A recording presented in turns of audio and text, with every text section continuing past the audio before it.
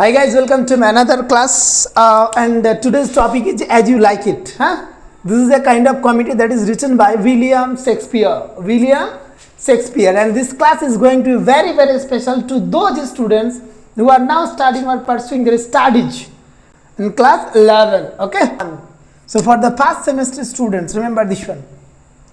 So basic কিছু একটা জেনে নেব আর যেহেতু ক্লাস 11 এর ব্যাপার আছে অত ডিপ থেকে কোশ্চেন করবে না, এইটাকে বোঝার জন্য যতটা নিড আছে আমি ততটাই বোঝানোর চেষ্টা করব। তো দেখে নাও, শেক্সপিয়ার যার জন্ম হচ্ছে 1564, মারা যাচ্ছে কত 1616। সবচেয়ে মজার ব্যাপার হচ্ছে দেখো 23 এপ্রিল, এটাতেই জন্ম, এটাতেই আবার মৃত্যু, আর এটাকে লেখা আছে 1599। পাবলিকেশন দেখানো 1623, এটা নিয়ে কন্ট্রোভার্সি আছে, বাট আমরা এটাকে ধরে এগোবো 1623। কিসে পাবলিশ করা হয়েছিল? ফার্স্ট ফোলিওতে। কিসে পাবলিশ করা হয়েছে? ফার্স্ট ফোলিওতে। আর এখানে টোটাল অ্যাক্ট সংখ্যা কটা পাবে? 5টা। আর একটা জিনিস ধরতে পারো, এটা হচ্ছে একটা পাস্টোরাল কমেডি। এটা কোশ্চেন থাকে কিন্তু, what type of text as you like it, তো ইউ হ্যাভ টু আনসার কি পাস্টোরাল কমেডি। ঠিক আছে, এটা অরিজিনালি একটা কমেডি ছিল, এটাকে পরবর্তীতে একটা স্টোরির রূপ দিয়েছিল, সেটা লেখা হয়নি। আর নিডো নাই, ম্যাডি ল্যাম্প আর চার্লস ল্যাম্প দুই ভাই বোন মিলে এটাকে একটা স্টোরির রূপ দিয়েছে, যাতে ইন্টারেস্টিংলি স্টুডেন্টরা পড়াশোনা করে। তো যাক, এমনি মনে রাখছে এটা একটা পাস্টোরাল কমেডি। এবার পাস্টোরাল কমেডি বলতে এই পয়েন্টটা মনে রাখবে, আইডিয়ালাইজ যে নেচার অ্যান্ড রুরাল লাইফের ডেসক্রিপশান, তারপর তোমার নেচার, এগুলো যখনই পাবে সেটা আমাদের কাছে পাস্টোরাল কমেডি হয়ে যাবে। এতটুকু এনাফ এখানটার জন্য। এবার আমরা গল্পটাকে বুঝবো, সামারিটাকে। তুমি সামারি বুঝে নাও, দিব্যি অ্যান্সার করে চলে আসবে। এটা শুধুমাত্র আবারও বলছি, দেখো ফার্স্ট সেমিস্টার স্টুডেন্টরা বারবার বলছে বলে এটা জাস্ট কভার করছি। হোপফুলি 19 তারিখ থেকে, মেবি 19 তারিখ মনে ইংলিশ এক্সাম আছে, তাদের জন্য স্পেশালি কভার করা হচ্ছে। আর এমনি গল্পটা খুবই ইন্টারেস্টিং। তুমি শুনে দেখো, তুমি জাস্ট শুনে দেখো কত ইন্টারেস্ট আছে এর মধ্যে। ওকে। আর এমনি যারা পরীক্ষার জন্য পড়ছো, তোমাদের কয় নাম্বার থাকবে এখান থেকে? 3 নাম্বার, এটা মনে রাখবে কিন্তু। এখান থেকে কত নাম্বার পাবে? 3 নাম্বার। ম্যাকবেথ থেকে 4, এখান থেকে 3, আর একটা ওথোলা আছে ওখান থেকে 3, টোটাল 10 নাম্বার পাবে শেক্সপিয়ারের এখান থেকে। হয়ে গেছে, মেটাচ্ছি। জাস্ট গল্পটাকে বুঝো, আমি আমার মতো করে সামারিটাকে তোমার কাছে রিপ্রেজেন্ট করছি, ঘটনার চেঞ্জও করে রাখতে পারে, জাস্ট যেন তোমার কাছে বুঝে উঠতে সুবিধা হয়। রিমেম্বার, আর এইটা বুঝার আগে অন্তত একটা জিনিস আমি বলেই থাকি, তুমি যদি প্রেম করে থাকো তাহলে বেশ ভালোই বুঝতে পারবে। যদি তোমার লাইফে প্রেম হয়ে থাকে কিনা, তাহলে তো তুমি মানে সবার আগেই বুঝবে এটা। দেখো, দেখানোর চেষ্টা করছি। As you like it, this the title, you can find it here. দেখতেই পাচ্ছ। Okay, now the fact is there. গল্পটার কিন্তু শুরু হবে, দেখো গল্পটার শুরু হবে তোমার ডিউক ফ্রেডারিককে নিয়ে। শুনবে কিন্তু, জাস্ট শুনে নিলেই তোমার গল্প শেষ। আর তোমাকে নতুন করে টেক্সট না পড়লেও চলবে। মেন পয়েন্টগুলো তোমার সাথে আমি ডিসকাস করার চেষ্টা করছি। নাম কি বললাম? Duke Frederick. গল্পের শুরুতে আমরা এরকম পাবো, আর আরও একটা পাবো লফুল ডিউক বা সিনিয়র ডিউক। ঠিক আছে, duke Frederick one and another, that is lawful duke or senior duke, as I told you, যেমনটা বললাম। তাহলে দুটো ক্যারেক্টার এই সাইডে চলে যাও। আরে এটা হচ্ছে একটা প্যালেস, রাজপ্রাসাদ। এই রাজপ্রাসাদে আরও দুটো ক্যারেক্টার মনে রাখবো। একটার নাম মনে রাখবো রোজালিন্ড, আর একটার নাম মনে রাখবো সিলিয়া। আর একটার নাম কি মনে রাখবো? সিলিয়া। স্পেলিংগুলো একটু দেখে নেবে বুকটা থেকে। সিলিয়া, ঠিক আছে। তাহলে দুটো ক্যারেক্টার, তাহলে টোটাল এখানটাতে এটাকে মনে করে একটা প্যালেস, আই মিন রাজপ্রাসাদ। আর সেই রাজপ্রাসাদের ক্যারেক্টারগুলো কেমনি মনে রাখো? Duke Frederick, lawful Duke, Rosalind আর সিলিয়া। এই কটা ক্যারেক্টার পেলাম। এর বাইরেও একটা রাজপ্রাসাদ আছে, তার মানে ওখানে কিছু সাবজেক্টস, আই মিন প্রজা থাকবে। সবগুলো ক্যারেক্টার কিন্তু নিচ্ছে না, যেগুলো খুব ইম্পর্ট্যান্ট অ্যান্ড দরকার আছে আমার গল্পটা জানার জন্য, ততগুলোই ক্যারেক্টারকে কিন্তু আমি নিচ্ছি। ঠিক আছে, এইটা একটা সিন স্টার্ট হচ্ছে। এবার ঘটনা হচ্ছে ডিউক ফ্রেডরিক আর লফুল ডিউক আছে। তো এবার যারা রাজতন্ত্র যদি টিকে থাকে, তাহলে স্বাভাবিক কী হয়, যে বড় ছেলে আছে তাকে রাজা বানিয়ে দেওয়া হয়।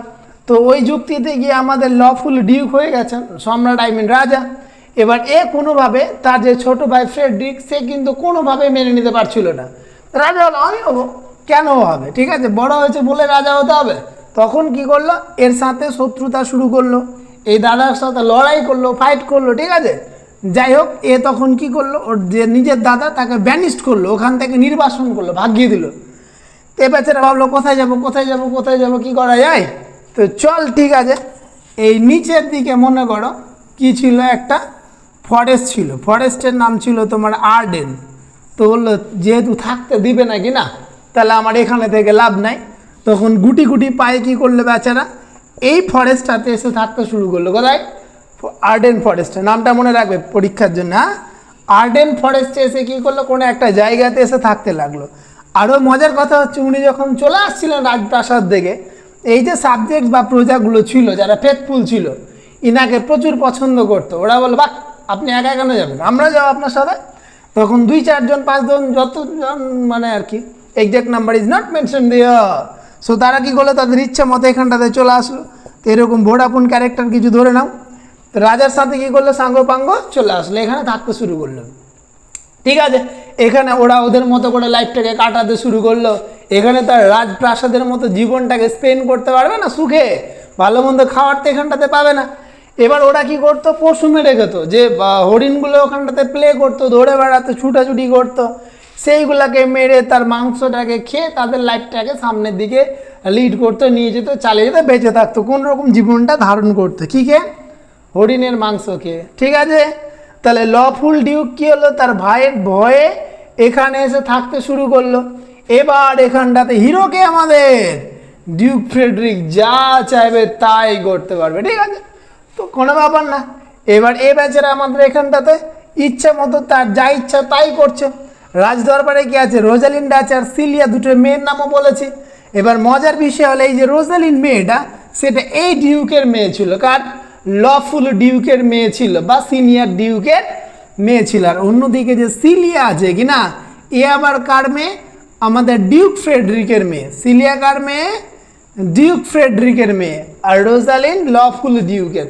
তাহলে যেহেতু রোজালিন্ডের বাবাকে রাজপ্রাসাদ থেকে ভাগিয়ে দেওয়া হচ্ছে, স্বাভাবিকভাবে রোজালিন্ড এখানে থাকা উচিত। তারপরও রোজালিন্ড কী করছিল, এই রাজপ্রাসাদের মধ্যেই বাস করছিল।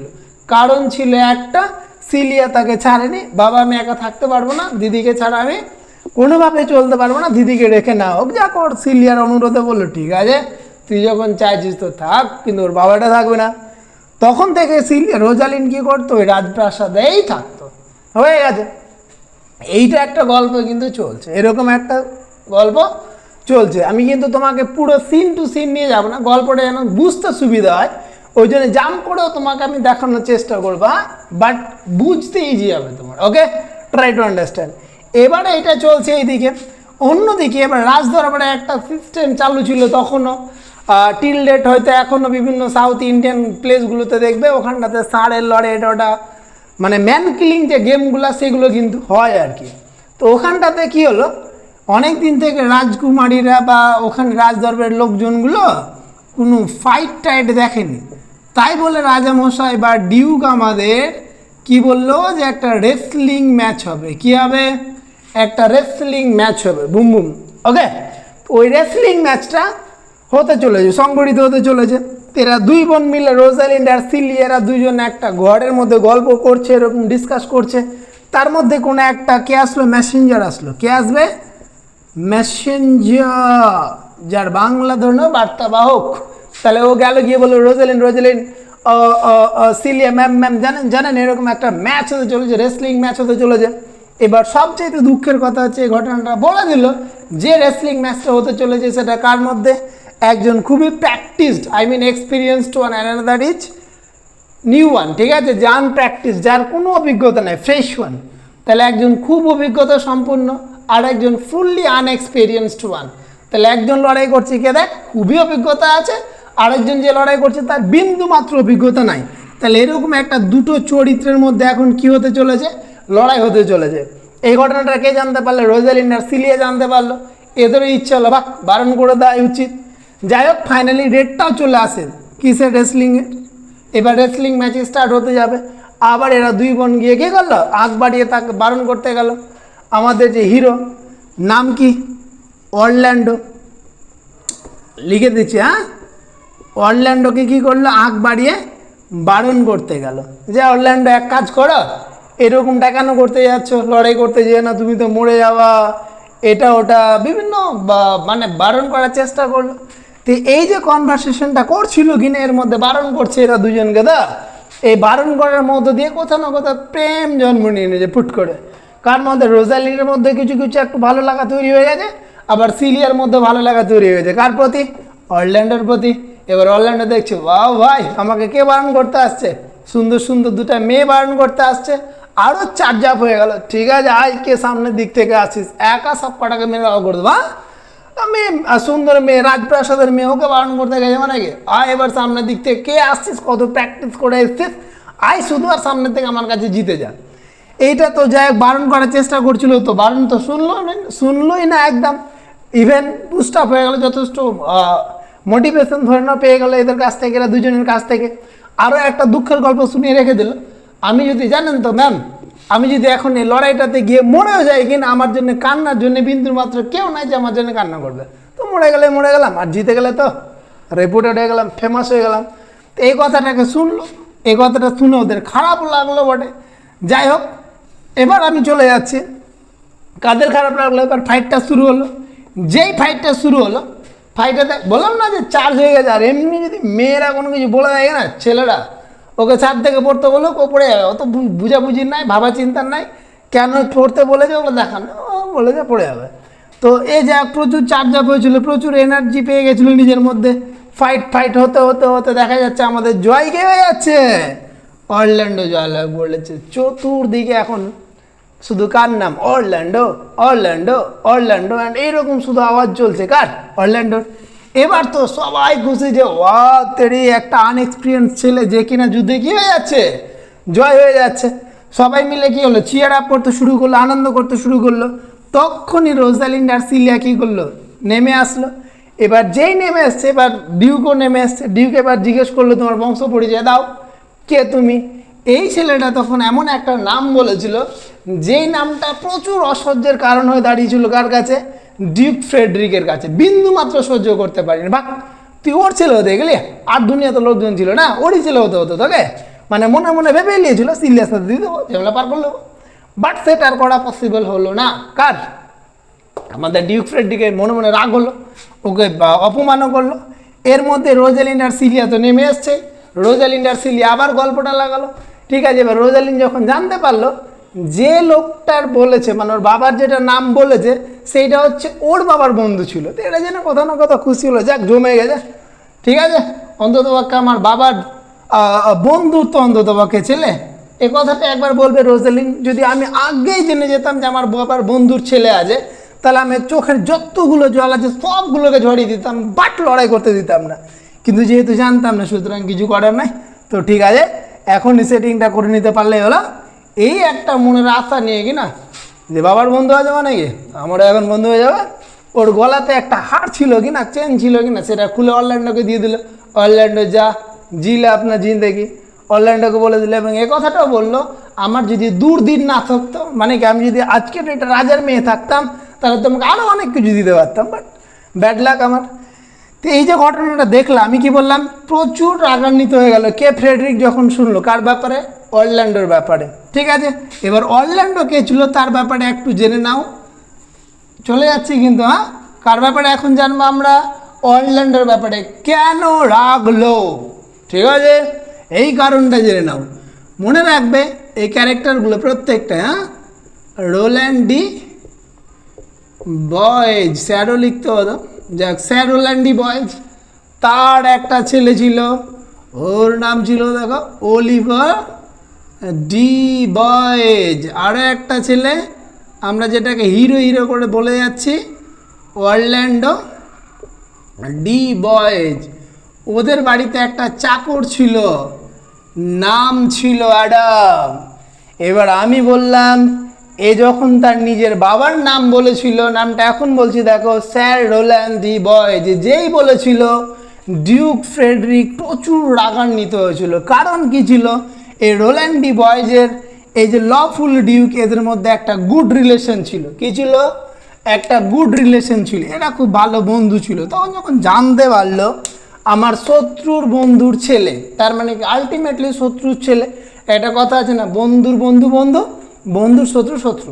তো ভাবলো যে শত্রুরই ছেলে হলো, ওই জন্য আর কোনোভাবে একে সহ্য করতে পারলো না। এবার ঘটনাটা শুনে না, এর সাথে কি হয়েছে, কেন লড়াই করতে আসলো একটু জেনে নাও শুধু। স্যার রোল্যান্ড ডি বয়েজ যখন মারা যাচ্ছিলেন তখন অলিভারকে বলে গেছিল, বাবা রে তুই তো বড় ছেলে, এক কাজ করিস, অরল্যান্ডো আমার ছোট ছেলে, আদরের ছেলে, আমি তার ওর পড়াশোনা কমপ্লিট করেই যেতে পারলাম না, তো তুই এক কাজ করিস বাবা, অরল্যান্ডের সমস্ত পড়াশোনাগুলো যেভাবে পড়বে, যেরকমভাবে পড়তে চাইবে, পুরো পড়াশোনাটাকে কমপ্লিট করিস আর ওকে যতটা পারিস দেখাশোনা করিস। অলিভার কী করলো, কথা দিল, ঠিক আছে বাবা তুমি চিন্তা করো না, আমি যত দূর পারি দেখবো, ডোন্ট ওয়ারি। যাক স্যার রোল্যান্ড ডি বয়েজ পৃথিবী থেকে চলে গেল। এবার এ কী করলো, রোল্যান্ড ডি বয়েজ যখন পড়াশোনা করছিল তারপরে এর হঠাৎ মনে হলো, বা একে পড়িয়ে কী হবে, ভাইকে পড়িয়ে কী হবে, চল পড়াবো না, পড়াশোনাটা বন্ধ করে দিল কার, অরল্যান্ডোর। এবার অরল্যান্ডোর পড়াশোনা বন্ধ করে দিয়েছে। এবার বন্ধ করার পিছনে এরকম একটা কারণ ছিল, অরল্যান্ডো তখন জাস্ট পড়াশোনা করছে, তারপরও সোসাইটিতে প্রচুর নাম ডাক, বিশাল সুনাম খ্যাতি কার, অরল্যান্ডোর। ওর দাদার থেকে ওর নামটা বেশি। তখন ওর দাদার মনটা খারাপ হলো, দাদা আমি পড়াবো, আমার নাম হবে না, তুই আমার টাকায় খাবি পড়বি, তোর নাম ভাগ, তোর পড়া বন্ধ। ওর পড়া বন্ধ করে দিল। এবার অরল্যান্ডো ডি বয়েজ পড়াশোনা বন্ধ করে দিয়ে, বাচ্চাটা তো কিছু তো করার নাই, তো যাক ভাবলো ঠিক আছে কোনো অসুবিধা নেই, আমার পড়াশোনা বন্ধ করে দিই, তাহলে আর পড়াশোনা করবো মানে স্কুলে যাবো। তারপরও দেখা যাচ্ছে সোসাইটিতে তার প্রচুর নাম ডাক, তখন ওর ভাই আর কোনোভাবে ওকে সহ্য করতে পারে না, কাকে, অরল্যান্ডো ডি বয়েজকে। এবার অরল্যান্ডো দেখো আর কে থাকলো তাহলে, কেউ তো না, বাবা মারা গেছে, নিজের দাদাটা সেও তাকে সহ্য করতে পারে না, ওই জন্য মনের খেতে শুধু লড়াই করতে এসেছিল, যদি মরে যায় লাইফ মানে কি চ্যাপ্টার খতম, আর যদি বেঁচে যায় তাহলে ফেমাস হয়ে যাবে, হিরো হয়ে যাবো। তাহলে চলো ওইটা জানলে, গল্পটা অরল্যান্ডোর ব্যাপারে জানতে পারলে, হ্যাঁ অরল্যান্ডো কেন লড়াইটা করতে এসেছিলো ওখানটাতে জানতে পারলে। ও কোনোভাবেই সহ্য করছিল না কাকে, অরল্যান্ডোকে। কে, তার দাদা, নিজের দাদা অলিভার। হ্যাঁ এবার চলে আসো, এই বাচ্চারা কী করেছে, আমাদের এই যে হিরো অরল্যান্ডো যখন ডিউক সহ্য করতে পারলো না কি না, তখন এ মনে দুঃখ নিয়ে এখান থেকে বেরিয়ে চলে যাচ্ছিল, এ বাড়ির দিকে যাই। অ্যাডাম তখন দৌড়াতে দৌড়াতে চলে আসছে, আমার হিরো না চলে আসে। অ্যাডাম হচ্ছে কে বলো, চাকর। অ্যাডাম দৌড়তে চলে আসছে, এখানটাতে কে দাঁড়িয়ে আছে, অরল্যান্ডো দাঁড়িয়ে আছে। ওর কাছে এসে অ্যাডাম বলছে, দাঁড়াও, তো এক কাজ করো, তুমি কোনোভাবে বাড়ির দিকে যেও না, পালিয়ে যাও, কোনো একটা জায়গা থেকে বেঁচে থাকো। কেন, তোমার যে দাদা অলিভার ডি বয়েজে জেনে গেছে তুমি যুদ্ধে জয়লাভ করে নিয়েছো, রেসলিংয়ে জয়লাভ করে নিয়েছো, এবার তোমার নাম আরও চতুর্দিকে ছড়াতে শুরু করেছে তোমার বাড়ি যাওয়ার পৌঁছানোর আগেই। সুতরাং তোমাকে কোনোভাবেই কে তোমার দাদার বাঁচতে দেবে না, চলো ভাগো এখান থেকে। তোকে বললে এক কাজ করো, তোমাকে একা পাঠাবো না, আমিও তোমার সঙ্গে যাবো। কে বললে, অ্যাডাম। কারণ তোমার বাবাকে আমি কথা দিয়েছিলাম, আর আমি তোমার বাবাকে কথা দিয়েছিলাম যে কী করবো, আমি তোমার যতদিন বাঁচবো আমি ততদিন তোমার দেখাশোনা করবো, তাহলে ওই যুক্তিতে আমি তোমাকে ফেলে রাখতেই পারি না, চলো আমি তোমার সাথে যাব। এবং সাথে কি নিয়ে এসেছিলো, তো ভাবলো কোন দিকে যাবো, চল ভাগতে কোন দিকে আসলো, আর্ডেন ফরেস্টে আসলো। হ্যাঁ কোথায় চলে আসলো, আর্ডেন ফরেস্টে চলে আসলো। ওকে, মেম্বার ফরেস্টটাকে একটু ঠিক করে দিচ্ছি। হ্যাঁ দিয়ে কোথায় চলে আসছে, আর্ডেন নামক ফরেস্টে চলে আসছে কে, অরল্যান্ডো চলে আসলো, অ্যাডামও চলে আসলো। মনে রাখছো এটা কিন্তু, দুজনেই চলে আসলো। এই সাইডে কে আছে, আমাদের যে রাজারা আছে সেই এই সাইডটাতে আছে, আর এখানটাতে এসে থাকতে কে শুরু করলো, আমাদের অরল্যান্ডো ডি বয়েজ আর আরেকটা ক্যারেক্টার অরল্যান্ডো এসে থাকতে শুরু করলো। তার সাথে কে আছে দেখো, অ্যাডাম, তাদের যে চাকর, এরা দুইজন মিলে এখানে এখন থাকতে শুরু করেছে। ওকে, এবার আরও একটু গল্প শুনে নাও। রাস্তায় আস্তে এতটা টায়ার্ড হয়ে যাচ্ছিল, অ্যাডাম বললো আমি আর বিন্দু মাত্র যেতে পারবো না, আমি বসে পড়লাম। অরল্যান্ডো বললো ঠিক আছে, যেহেতু তোমার বয়স হয়ে গেছে চিন্তা করো না, আর বারবার করে মুখে খারাপ কোনো কথা নিয়ে আসো না যে মরে যাবো বা এরকম কোনো কিছু বলো না, আমি তোমার জন্য খাবার ব্যবস্থা করছি। তাড়াহুড়ো করে কী করলো, এইদিক ওইদিক খাবার খুঁজতে গিয়ে দেখলো তখন প্রায় ডিনারের টাইম হয়ে গেছিলো। আর ওই জায়গাটা থেকে দুইজন রাজারা এবং তার যে সাঙ্গ পাঙ্গরা ছিল সবাই মিলে নৈশভোজন ডিনারটাকে তাদের করছিল। তখন গিয়ে তলোয়ার ধরে নিল, হয় খাবার দিয়ে নাহলে সব কটাকে একটা করে মেরে শেষ করে দেবো। রাজা ভাবলো ভাগ, আমরা এতজন আছি তারপরে এত সাহস দেখে বলছে, তার মানে কি কোনো একটা কারণ আছে। ওকে ভদ্র ভাষাতে জিজ্ঞেস করলো, কী ব্যাপার রে, কোনো ব্যাপার আছে কি তোর, যদি খাবার লাগে তো বল। তো তাহলে বল দিয়ে বললো যাক আমি এরকম মধ্যত্বপূর্ণ আচরণ করতাম না, বাট যেহেতু এত নিড আছে, আমার সাথে একটা বয়স্ক লোক আছে, ও না খেলে বেঁচে যাবে, ইভেন আমিও মরে যাব, ওই জন্য দরকার। তখন বলে ঠিক আছে নিয়ে যাও, এবং তোমরা এক কাজ করবে, আমাদের সাথেই থাকবে, ঠিক আছে, আমাদের সাথেই থাকবে, যা তোমাদের দরকার পড়বে আমাদের বলবে, অ্যাজ পার অ্যাজ আমরা তোমাদের প্রোভাইড করবো, আমাদের এখান থেকেই খাবে, যা কোনো অসুবিধা নেই, ঠিক আছে। প্রচুর খুশি হলো এবং এখানে দুজন মিলে থাকতে শুরু করলো। ওকে, তাহলে দুটো দেখো, এইদিকে কে আছে, অরল্যান্ডো আর অ্যাডাম আছে, আর এইদিকে আমাদের রাজারা বসবাস করছে। ওকে, এখান পর্যন্ত সিন আছে। এবার দেখো চতুর্দিকে শুধু দেখা যাচ্ছে, চলে গেলাম কিসের, প্যালেসের, রাজপ্রাসাদের সিনে, ওখানে দেখা যাচ্ছে রোজালিন্ড আর সিলিয়ার প্রচুর, এরা যে রাজপ্রাসাদে থাকছে, তো দুজন মিলে থাকছে কি না, তো যতটা সিলিয়ার নাম হচ্ছে তার থেকে বেশি কার নাম হচ্ছে, আমাদের রোজালিন্ডের নাম হচ্ছে। তো এর কথা না কথা রাগ উঠলে, ভাগ, আমার মেয়ে থাকতে শুধু রোজালিন্ডের নাম হবে, তা আমি রোজালিন্ডকে এখান থেকে ভাগিয়ে দেবো, আমার মেয়েটাই থাকবে। এবার যেহেতু আমার মেয়ে থাকবে, তার মানে কি আর লোকজনের যেহেতু অপশন থাকবে না, আমার মেয়েকে লোকজন ভালোবাসতে বাধ্য হবে, শ্রদ্ধা সম্মান করতে বাধ্য হবে। এই মনে করে কি না একে রোজালিন্ডকে থ্রেট দিল, ভাগ এখান থেকে, চল এখান থেকে, জীবন আসবি না আমার বাড়িতে। সিলিয়া বললো বাবা ওকে যেতে দিই না, ও গেলাম শেষ। যে ফাইনালি ওকে বললো যে না, ওকে যেতে হবে, আমি যেটা ডিসিশন নিয়ে নিয়েছি, কোনো গল্প নাই, চেঞ্জ হবে না। সিলিয়া বললো বাক দিদি একা যাবে। এবার প্ল্যান করতে শুরু করলো, তাহলে তুমি যখন যাবে দিদি, তাহলে তোমার সাথে আমি যাবো। যে দুই বোন মিলে কী করলো, প্ল্যান করলো যে তারা কোনো একটা জায়গাতে গিয়ে আশ্রয় নেবে। এবার দুজনে যেহেতু মেয়ে ছিল কি না, ওই জন্য ভাবলো দুজনে মেয়ে হিসাবে যাওয়া যাবে না, একজন ছেলে সাজবার, একজন মেয়েই থাকবো, দিয়ে ভাই বোনের মতো রোল প্লে করে আমরা কী করবো, তাহলে চলে যাবে একসাথে। দিয়ে দুইজন মিলে কী করলো, রোজালিন্ড আর সিলিয়া দুজনেই আর্ডেন ফরেস্টের দিকে আসতে শুরু করলো, চলে আসছে। এবার একজনের নাম কী করলো, ওরা ভাবলো এইভাবে তো যাওয়া মনে হয় ঠিক হবে না, তাহলে নামগুলো চেঞ্জ করেছিল, দিয়ে নিজেদের নাম চেঞ্জ করে রোজালিন্ড কী করলো, মেয়ে থেকে ছেলে সেজেছিল, আর ছেলে সেজে নিজের নাম রেখে নিয়েছিল গ্যানিমিড। স্পেলিংগুলো চেক করে নেবে। ওকে, তারপরে কে পেয়ে যাচ্ছ, সিলিয়াকে একটা মেয়ে, গ্রাম্য মেয়ে সাজিয়ে দেওয়া হলো, আর যার নাম দিয়ে দেওয়া হলো এলিনা বা এলিয়েনা। ওকে, এলিনা বা এলিয়েনা। ওকে, এরকম একটা নাম, ডিসগাইজ নাম নিয়ে নিল দুজন মিলে, দিয়ে কোথায় চলে আসলো, ফরেস্টে। এবার যেই ফরেস্টে আসলো, তারা দেখলো আমাদের তো আশ্রয় বা খাদ্য দরকার আছে, তখন মিডিলে একজন ভেড়া টেরা চড়াতে যে ওই লোকটাকে জিজ্ঞেস করলো সেপারেটকে, এখানে কোনো থাকার জায়গা পাবো, আর বিনিময়ে আমরা আমাদের যে স্বর্ণগুলো আছে সেগুলো দিয়ে দেবো। বলো ঠিক আছে, আমার যে মালিকটা আছে ও মনে হয় বিক্রি করবো করে ভাবছিল, আমি নিজে বাড়ি হারিয়ে ফেলেছি, তো চলো দেখি ব্যবস্থা করা যায় কিনা। দিয়ে যাই, ওই বাড়িটাকে কিনে নিয়ে নেয় স্বর্ণের পরিবর্তে, এবং ওই চাকরটাকে বলে তুমি আমাদের সাথে থাকতে শুরু করো, ওদের সেবক শিপগুলো দেখাশোনা করতে শুরু করে, দিয়ে এরা দুজন মিলে থাকতে শুরু করে। হ্যাঁ, তো এরা দুই বোন যখন এখানে এসেছিল আর্ডেন ফরেস্টে, এইদিক ওইদিক যখন ঘুরতো, তখন দেখতো বিভিন্ন গাছগুলোতে বিভিন্ন টনেট লেখা আছে, রোজালিনকে নিয়ে বিভিন্ন কিছু লেখা আছে। তখন এর অ্যাটলিস্ট নিশ্চিত হয়ে গেল যে আর যাই হোক, আমার হিরো কোথায় আছে, এই ফরেস্টের মধ্যে আছে। অরল্যান্ডো বুঝি এই ফরেস্টের মধ্যেই আশেপাশে কোথাও আছে, এটা জেনে খুশি হলো কি আমাদের রোজালিন, প্রচুর খুশি হলো। এবার ওদের যে মেন উদ্দেশ্য, রোজালিন এটাও ভেবেছিল যে আমি যখন ফরেস্টে চলে আসলাম, until and unless getting my father back, যতক্ষণ পর্যন্ত আমি আমার বাবাকে না ফিরে পাচ্ছি আর কি, ততক্ষণ পর্যন্ত আমরা এই ফরেস্ট থেকে যাবো না। সিলিয়া বললো ঠিক আছে, এলিনা বললো ঠিক আছে, কোনো ব্যাপার না। যখন এখানটাতে এবার আছে, থাকতে শুরু করেছে। এবার দেখো অরল্যান্ডোর সাথে একবার দেখা হয়, অরল্যান্ডোকে বিভিন্ন রকম গল্পগুলো শোনায় আমাদের রোজালিন। ওগো, এবার অরল্যান্ডোর গলাতে যেহেতু চেনটা দেওয়া ছিল, রোজালিন ইজিলি চিনে যায় যে এটাই আমার হিরো, অরল্যান্ডো।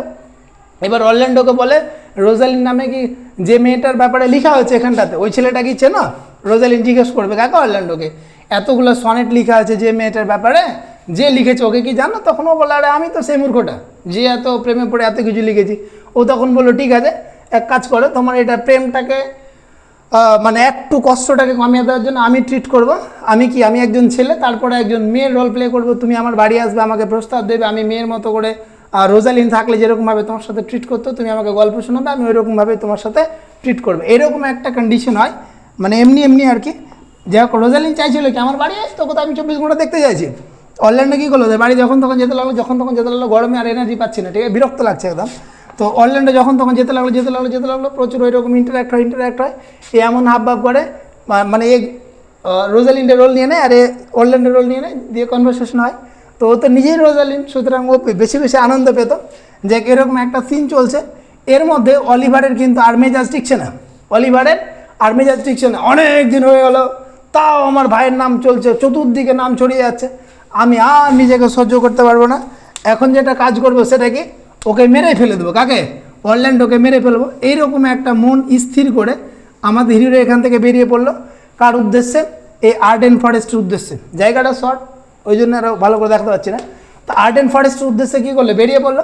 এবার যে আসছিল আস্তে আস্তে রাস্তাতে দেখছে মানে ওকে মারার জন্য চলে আসছে।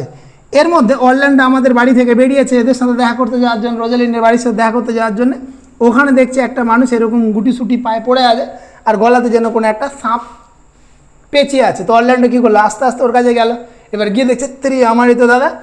হ্যাঁ, তারপর দেখছে পাশে কোনো একটা সিংহ বসে বসে ওয়েট, সিংহ তো না মানে লায়নেস সিংহি বা কিছু একটা, তো ওয়েট করছে কাকে একে খাওয়ার জন্য। আর ও ভেবেছে, লায়নেসটা ভেবেছে কি যে মরে গেছে লোকটা, আর ওরা তো ডেথকে টাচ করে না, ওই জন্য ওয়েট করছে, বসে আছে।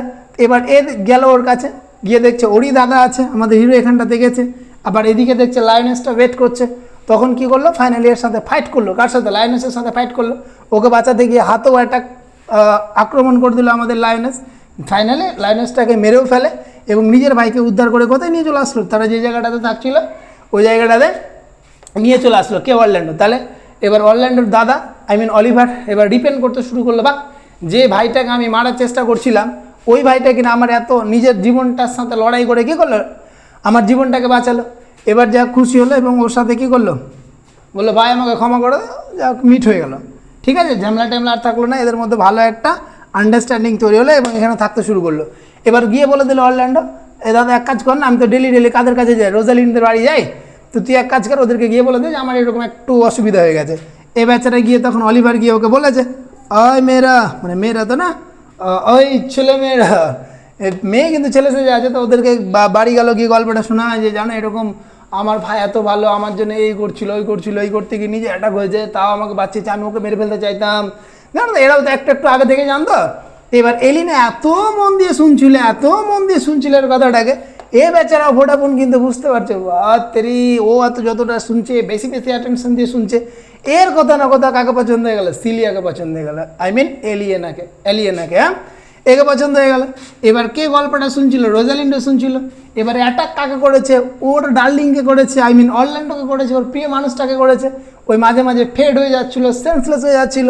অরল্যান্ডো তখন, অলিভার তখন বললো, বাহ এরকম কেন আচরণ করছো তুমি, ছেলেরা তো খুব সাহসী হয়, গল্পগুলোকে শুনে মন দিয়ে, তুমি তো মেয়েদের মতো আচরণ করছো। রোজালিন নিজেকে ধরতে দেয় না, বলে হ্যাঁ এটা ওটা সত্যি তাই, আমি যেন মেয়েদের মতো হয়ে যাচ্ছে, আমার মেয়ে হয়ে জন্মানো উচিত ছিল, বিভিন্ন রকম ক্যারেক্টারিস্টিক শো করে। তারপরে এর কোথাও না কোথাও ডাউট থেকে যে অলিভারের ভাগ একটা ছেলে মেয়ে আবার এরকম হয়, মুখ টুক ফ্যাকাতে হয়ে যাচ্ছে, এগুলো কথা শুনে ছেলেরা তো কিছু মনে করে না, তো কিন্তু কোথাও না কোথাও সন্দেহ থেকে যায়। যাই হোক, এবার অলিভার কাকে দেখলো? সিলিয়াকে দেখলো, এলিয়েনাকে। এবার এলিয়েনাকে ওখান থেকে দেখে আসার পর আর এর বেচারার মন টিকে না, অরল্যান্ডোকে বলে দিল, অরল্যান্ডো রে আর আমি বিন্দু মাত্র বাঁচবো না রে, আমাকে কার সাথে দিয়ে দে বিয়েটা, এলিয়েনার সাথে বিয়েটা দিয়ে দে, নাহলে আমার বেঁচে থাকা মনে হয় অসম্ভব হয়ে যাবে। এ দেখলো ভারী মুশকিল ব্যাপার, তখন বললো ঠিক আছে চিন্তা করিস না, আগামীকালকে তোদের বিয়েটা কমপ্লিট করে দেওয়া হবে। ঠিক আছে, এই ব্যাপারটা নিয়ে এদেরকে বললো, অলিভারকে বললো তুই যা সিলিয়া বা এলিয়েনার সাথে গল্পটা কর, ও যদি রাজি আছে কিনা, আমি যাচ্ছি দেখছি, রোজালিন্ডের সাথে গল্প করছি, গ্যানিমিডের সাথে। অরল্যান্ডো কার কাছে গেল? গ্যানিমিডের কাছে গেল। গ্যানিমিডকে গিয়ে বলতে লাগলো, জানো তো এরকম ব্যাপার, আমার দাদা অরল্যান্ডো এলিয়েনাকে প্রচুর পছন্দ করে নিয়েছে, আমার মনে হয় বিয়েটা আজকে দিয়ে দিলেই মনে হয় বাঁচি আর কি, দিয়ে দিতে হবে। রোজালিন বললো ঠিক আছে, যদি দিয়ে দিবা তো এক কাজ করো, তুমি আমাকে হেল্প করে কি করতে, একে আমার বাবাকে ফাইন্ড আউট করতে হেল্প করো। দিয়ে ফাইনালি কী করবে, ওর বাবার কাছে মিট করবে। চলে আসলো রোজালিন্ড আসলো, অরল্যান্ডো আসলো, সবাই মিলে কার কাছে? এর কাছে চলে আসলো, রাজার কাছে। এসে রাজাকে বলছে, ওই রাজামশাই, যদি আপনার মেয়েকে ফিরিয়ে দিতে পারি, আপনি কি আপনার মেয়ের হাতটা এর হাতে তুলে দেবেন? কার হাতে? ওই কারে? অরল্যান্ডোর হাতে। কে বললো? রোজালিন্ড, মানে যে গ্যানিমিড সেজে আছে।